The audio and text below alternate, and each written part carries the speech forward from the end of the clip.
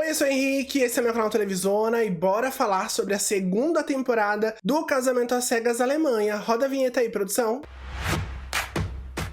Pra começar, desde o início deu pra perceber que rolou ali uma química, né, entre o Konstantin e a Jessie. Dava pra ver que rolava uma conexão emocional entre eles, tanto que eles não foram conversando com outras pessoas, ou pelo menos, né, não mostrou ali, e eles ficaram ali mais focados também um no outro. Tem ali também o detalhe do vô da Jessie torcer por um time de futebol que o pai do Konstantin também torce, e também até cantava aí, né, o hino desse time. Esse detalhe acaba criando também uma ligação entre os dois, e no auge dos homens, o Konstantin diz que tem um lado sombrio. E ao ouvir essa declaração, a gente até fica imaginando e criando teorias sobre o que poderia ser, né? Veio o pedido de casamento, um encontro face to face, que inclusive foi muito fofo também, né, entre eles dois. E aí nos dois primeiros episódios também a gente fica sabendo de um acontecimento chocante que rolou aí na vida do Konstantin. Há menos de 2 anos, ele foi diagnosticado aí com um tumor cerebral maligno. E, inclusive, ele tem até a data da cirurgia tatuada no antebraço direito dele, e ele também usa aí um aparelho auditivo por conta, né, desse tumor. A cirurgia por qual ele passou também foi bastante complexa, com duração aí de mais de 10 horas, e que acabou aí, né, proporcionando para ele um segundo aniversário. Por conta disso tudo, o Konstantin afirma que decidiu viver a vida de uma forma diferente, menos festas e mais autocuidado, porque se é algo assim que ele percebeu aí durante o diagnóstico e também durante a recuperação, é que a vida é maravilhosa. E por conta desse novo estilo de vida, as diferenças, né, entre eles começam também a aparecer aos poucos. E lá em Creta, ele percebe que a Jessie é daquele tipo de pessoa ali que fuma vários cigarros por dia, e apesar da química entre os dois, parece assim, né, que esse detalhe pode atrapalhar aí um pouco esse relacionamento, já que ele passou por uma doença super séria, e eu acho que ele não ia gostar aí, né, de se casar com uma pessoa que é tipo um cinzeiro ambulante, né, já que ela fuma bastante. E como a gente sabe, fumar cigarro pode trazer, claro, riscos à saúde e até desenvolvimento também de um câncer de pulmão. E a Jessie ainda também conta, né, que só pararia de fumar se ela estivesse grávida. E assim, eu tô apostando muito nesse casal. Se eles conseguirem aí, né, superar essa relação aí do cigarro, e claro, se a Jessie também parar de fumar, ou pelo menos ali fazer uma promessa de começar a diminuir e fumar menos, eu acho que pode até rolar casamento entre o Konstantin e a Jessie. Já o Andy, nos primeiros episódios, acaba despertando o interesse de 3 mulheres ao mesmo tempo: a Yasmin, a Célia e também a Nádia. E papo vai, papo vem, ele até chega pra Nádia, né, pra pedir aí um encontro especial, e ela fica na esperança de que isso poderia trazer ali, né, ele vai escolher alguém, mas as coisas não saem assim como as meninas esperavam, já que o Andy escolhe a Yasmin, marca o encontro na cabine com a Nádia e acaba também com aquela ilusão dela de ter um relacionamento com ele. E ainda nessa conversa com a Nádia, ele decide evitar de ter que conversar com a Célia para contar toda a verdade para ela. Ele escreve uma carta para Célia e pede para Nádia, durante essa conversa ali deles, que ela entregue essa carta para Célia. E eu achei assim o Andy um dos caras mais baixos de todas as temporadas aí do Casamento às Cegas, viu? Porque o cara não só humilha a Célia, mas também a Nádia, dando esperanças pra ela e jogando assim um balde de água fria na cabeça dela, pedindo pra Nádia entregar uma carta pra outra mulher. E eu fiquei assim, passado, que a Nádia também se prestou a isso, né, de entregar essa carta lá pra Célia. E ele teve uma atitude assim muito covarde com as mulheres. Eu achei assim que até hoje, em todas as temporadas do Casamento às Cegas, o Andy é o cara mais covarde, né, que já passou aí por esse reality show. Como um homem de 42 anos se prestou a passar um vexame desse? E a gente sempre esperando, né, que com o passar dos anos as pessoas tenham mais maturidades, mas pelo jeito, às vezes, o efeito aí idade não acontece pra todo mundo, né? E o Andy também é o exemplo aí, né, de um homem homem com a mentalidade de moleque, né? Apesar da idade toda. Mesmo assim, a Célia quis ir falar com o Andy e dar um esculacho nele também, né? Por conta do jeito que ele terminou com ela. E eu fiquei me perguntando como a Yasmin aceitou ainda ficar com esse cara depois de toda essa história aí da carta, porque eu acho que chegou no ouvido dela, né? Toda essa história. A Yasmin, inclusive, até tinha outra opção, né? O Dusty. Mas deu pra ver que ela queria ser escolhida e não escolher o cara aí pra ficar com ela. E eu achei a Yasmin muito pick me girl, sabe? E claramente ela só queria ganhar da Nádia e da Célia nessa corrida pelo coração aí do Andy. Enquanto ele tava ali indeciso entre as 3 mulheres nas cabines, antes de finalmente escolher a Yasmin, ela também resolveu desabafar sobre os traumas da vida dela. E durante as conversas, ela revelou aí as dificuldades, né, de crescer na extrema pobreza. E ainda também, né, ter que viver numa casa toda desarrumada. E casa essa que não tinha móveis e apenas aí caixas e sacolas, né, segundo a Yasmin. Ela também contou que durante a infância, às vezes o banheiro era o único lugar arrumado da casa onde ela vivia aí com a família dela. Também durante o período escolar, ela teve que se alimentar de comidas industrializadas baratas, para que a família pudesse economizar, né? Já que eles também não tinham tanta condição assim. E o Andy e a Yasmin, no encontro face a face, pelo que pareceu, rolou assim mais tesão do que química. Porque ela ficou ali toda animada, né? Com o fato dele ser um homem grande, e ele vendo também que ela era uma loirinha e baixinha. E analisando, eu acho difícil, assim, que role um casamento entre esses dois. Porque rola muito mais atração física do que aquela conexão de fato, sabe? Pra um casal querer pensar em casamento. Parece que falta ali a paixão entre os dois. Pelo menos eu fiquei com essa impressão. Agora bora falar aí do Jen e da Loan. O Jen é atormentado aí por inseguranças. Até confessou, né, que apesar de ser sempre gentil, é sempre colocado na friendzone. E ele acredita que o problema dele é ser bonzinho demais com as mulheres. Ele acaba aí conversando com a Loan, e a primeira reação do Jen ao ver a Loan no encontro face a face foi achar que ela tava mostrando muito decote. E deu pra perceber nesse primeiro encontro que assim, os dois não têm química. Apesar dele ter se ajoelhado ali, pedido a mão dela em casamento, eles não deram assim nenhum beijo, né? Mal se abraçaram. Sem falar que os abraços parecia mais aquele abraço de quando você cumprimenta uma pessoa do que um abraço de casal de fato. Ele também assim ficou com um sorriso amarelo pra ela, né? E ficou parecendo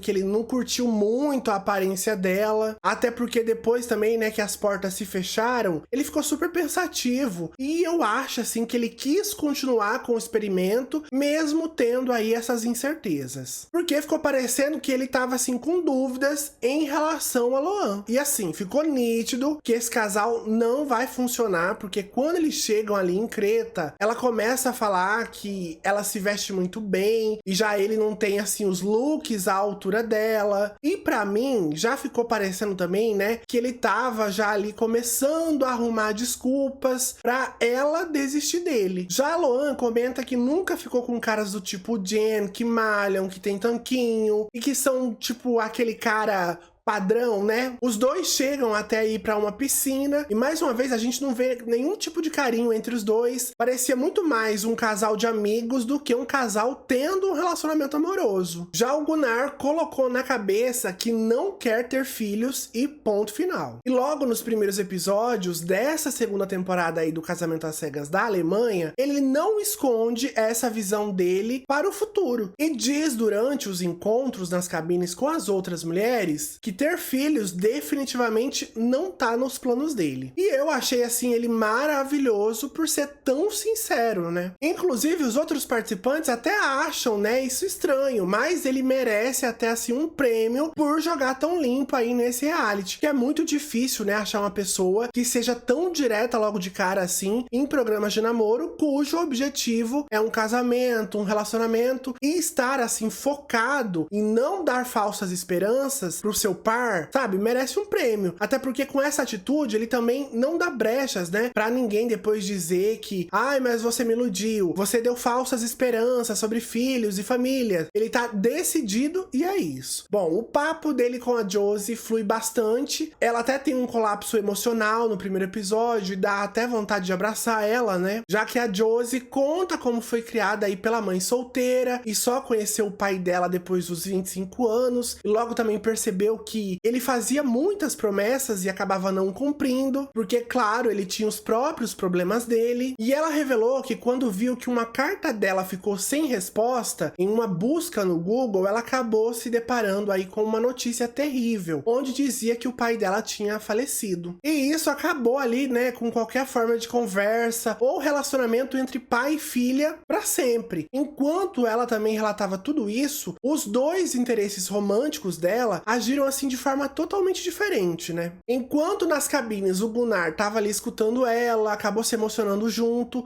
o Jubriel resolveu ficar falando dele e, tipo assim, tirando esse momento de desabafo dela, né? Onde ela também disse aí como foi difícil se aceitar como uma pessoa negra, nascida e criada na Alemanha, mas ao mesmo tempo também a gente viu a Josie dizendo que gostaria de ter filhos e até começou a se conectar justamente com o Gunnar, que diz que não queria ter filhos. E vendo essa conversa deles dois, começou a se me dar um pouco de preocupação, porque, né, ela começou a ficar interessada nele e eu fiquei pensando, será que ela pensa que vai fazer assim o Gunnar mudar de ideia no futuro, casando com ele? Ela escolhe o Gunnar, veio o pedido de casamento, o encontro face to face, sem beijo, né? E até diz que não gosta de homens carecas antes de ver ele. E assim, ela escolhe logo o único careca da edição. Mas lá em Creta, a gente começa também a ver a química dos dois. Com ele vindo ali com as meias antiderrapante, ela rindo, brincando, né, com ele, brincando até queria desistir. E ele sempre assim arrancando sorrisos dela, né, com o bom humor dele. E nem mesmo o fato aí da Josie demorar um pouco mais pra se permitir, né, ter intimidade aí com o Gunnar,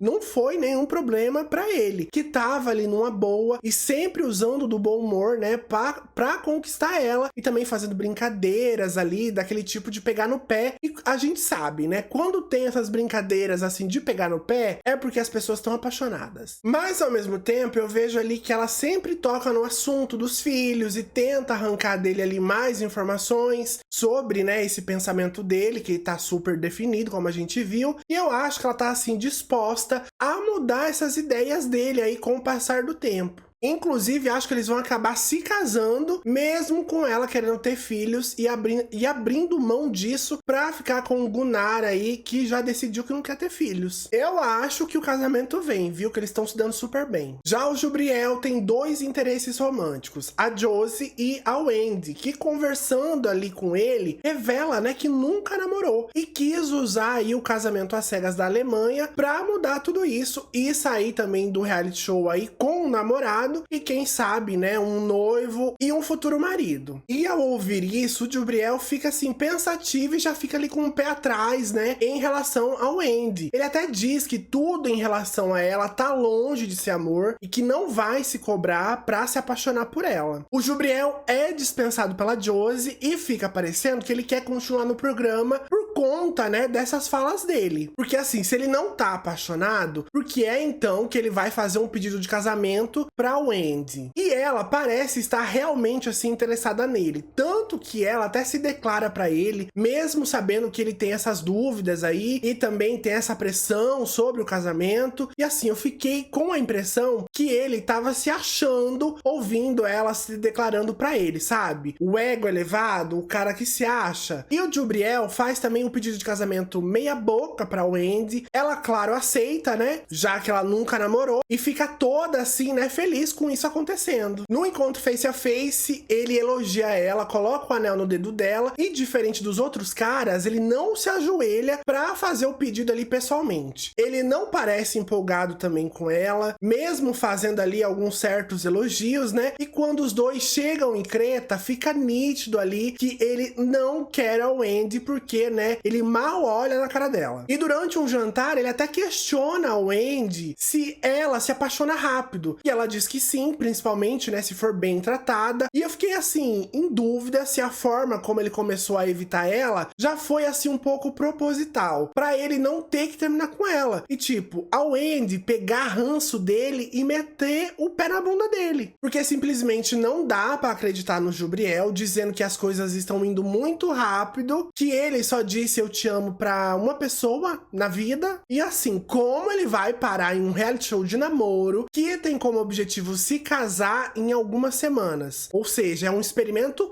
super rápido. E eu acho que ele não gostou da aparência física da Wendy e tá ali tentando arrumar, sabe, desculpas pra que esse relacionamento não vá em frente. Eu achei assim micão da parte dele. Claramente, se fosse uma mulher branca, eu acho que ele não reagiria da mesma forma que ele reagiu aí com a Wendy. Porque vamos combinar? A Wendy é belíssima e ele assim não se atraiu por ela fisicamente. Tá mais do que nítido isso, né? E também fica claro que esses dois não vão chegar nem perto do altar, né? Porque esse relacionamento deve terminar aí nos próximos episódios. E assim, eu fiquei chocado que o Casamento às Cegas Alemanha já ganhou uma segunda temporada, enquanto outras versões ainda estão só na primeira e já tinham sido lançadas bem antes da versão alemã. Mas eu quero saber sua opinião. O que você achou aí dos primeiros episódios dessa segunda temporada do Casamento às Cegas Alemanha, hein? Me conta aqui nos comentários. Se você gostou desse vídeo, já deixa o seu like e não se esquece de se inscrever aqui no canal também. E a gente se vê no próximo vídeo. Tchau!